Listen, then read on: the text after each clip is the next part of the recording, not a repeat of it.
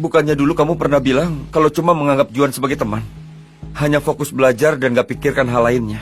Meskipun Sonia suatu hari menyukai seseorang, pria itu pasti bukan kamu. Bibi, itu apa maksudnya? Adit, kamu itu kan gak punya uang dan rumah. Jadi mana mungkin gadis sepintar Sonia jatuh cinta padamu? Aku belakangan ini sedang berusaha cari uang, tapi harus menunggu sampai ujian selesai. Baru setelah itu aku dapat uangnya. Sampai ujian selesai? Bilang saja kalau kamu gak punya uang. Ngapain banyak alasan? Sudah cukup. Cepat sana pergi. Sebelum kamu dapat uang, jangan coba-coba kamu temui Sonia lagi. Aku ini benar-benar punya uang, Bibi. Setiap nilaiku naik 1, aku akan dapat 40 juta. Jadi, aku... Setiap nilaimu naik, kamu dapat 40 juta? Apa kamu pikir aku ini bodoh? Memangnya siapa yang peduli dengan nilaimu itu? Aku yang peduli dengan nilainya. Kalian berdua tinggal di rumahnya dan menghabiskan uangnya. Sekarang kalian menghina dia miskin dan berusaha mengusirnya. Bukankah kalian bilang sampai kapanpun kalian keluarganya? Kamu itu siapa? Dengar ya, ini bukan urusanmu. Bu, dia ini adalah gadis yang menyukai Adit. Namanya Delia Lesmana. Oh, ternyata kamu yang namanya Delia. Baiklah, kamu suka Adit kan? Boleh saja. Tapi, kamu harus ganti semua biaya yang kami keluarkan selama mengurus Adit. Bayar aku 2 miliar.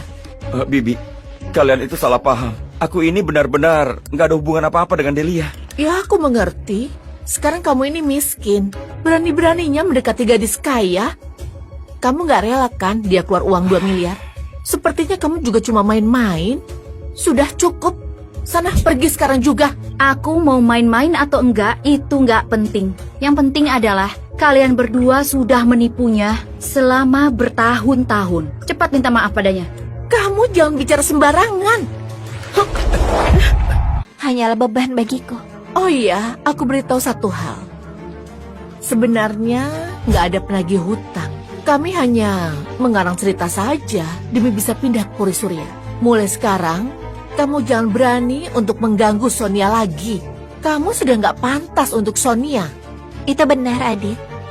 Kelak, jangan ganggu hubunganku dengan Juan. Kami berdua adalah pasangan serasi. Aku gak akan mengampuni kalian.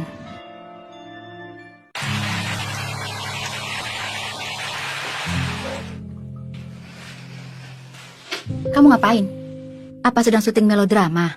Di luar gak hujan, kamu malah acting di rumah. Ibu, apa ibu sudah tahu sejak lama kalau mereka itu membohongiku? Makanya aku ambil alih rumah nomor 17. Investasimu merugi? Itu juga perbuatanku. Kenapa nggak beritahu aku sejak awal? Aku nggak memberitahumu. Saat aku baru kembali, aku ingin melabrak mereka berdua. Tapi kamu menghalangiku. Selain itu, kamu jelas-jelas tahu Santi berbohong, tapi kamu masih mempercayai omongannya. Selain itu... Ibu, maafkan aku. Anak bodoh. Seseorang harus jatuh dulu, baru belajar untuk bangkit. Ibu melakukan ini tidak ada niat atau bermaksud untuk mencelakaimu. Tapi supaya kamu tahu, meskipun kamu melakukan kesalahan, ibu masih bisa membantumu. Selama masih ada ibu, sekalipun kamu jatuh, kamu bisa bangkit kapan saja. Bagaimana kalau ibu nggak ada di sampingmu? Andai saja ibu nggak terlahir kembali, kamu akan jadi apa? Ibu. Sudahlah, sampai kapanpun ibu akan selalu ada untukmu. Tapi kamu harus giat belajar mulai sekarang. Kalau suatu hari ibu pergi, hidupmu tetap baik. Ibu jangan bilang seperti itu. Tenang saja. Mulai sekarang aku akan giat belajar dan juga rajin olahraga. Kini giliranku melindungi ibu. Baiklah. Ingat kata-katamu. Ibu dan juga anak sialan itu. Kenapa ibu baru muncul sekarang? Menjengkelkan.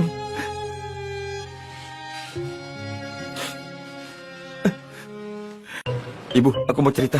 Ceritakanlah. Apa bisa ibu rahasiakan soal tadi aku menangis di sekolah? Aku ketua geng di sekolah, itu bisa merusak reputasiku. Hah? Ketua geng? Kamu? Kamu sedang bercanda kan? Oh, sial. Ibu gak percaya. Mau apa, Bu? Hah? Kalau kamu nggak bilang, aku pasti lupa. Aku sudah nggak tahan lihat rambutmu. cepat luangkan waktu untuk chat ulang. Kalau enggak, Baiklah. Aku ikuti mau ibu. Aku ikuti mau ibu. anak ini mulai kelihatan serius. Akhirnya masalah ini beres. Yang terpenting sekarang adalah menemukan Amelia. 1, 2, 1. Nona, coba kamu lihat ini. Orkestra internasional saat ini sedang mencari pemain biola.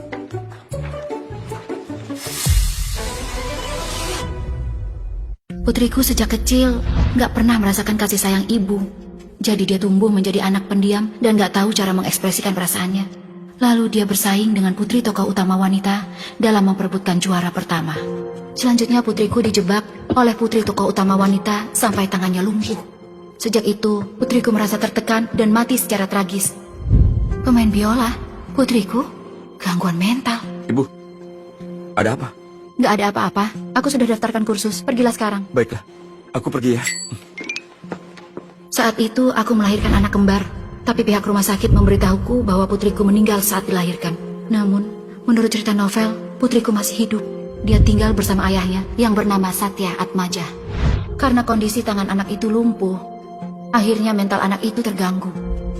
Namanya Amelia Atmaja. Alamatnya dekat dari sini. Kalau begitu, aku akan pergi ke sana melihatnya meskipun harapannya tipis. Siapa tahu Amelia juga ikut kompetisi ini. Bagaimanapun aku harus menemukanmu, putriku.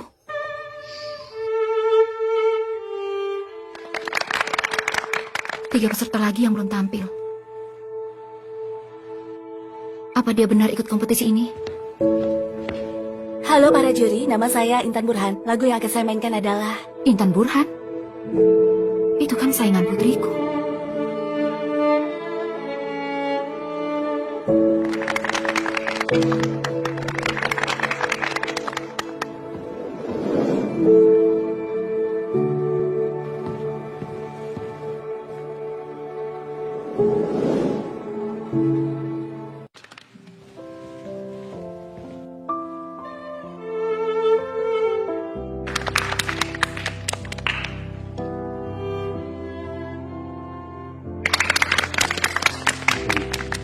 Acaranya sudah Iya, selesai. bagus kan? Iya. Ternyata Amelia nggak ikut. Benar juga. Memang nggak semudah itu mencari orang di dalam kota seluas ini. Ngomong-ngomong, apa alasan peserta Amelia Atmaja nggak datang? Entahlah, mungkin dia berhalangan hadir. Amelia, kamu ada di mana?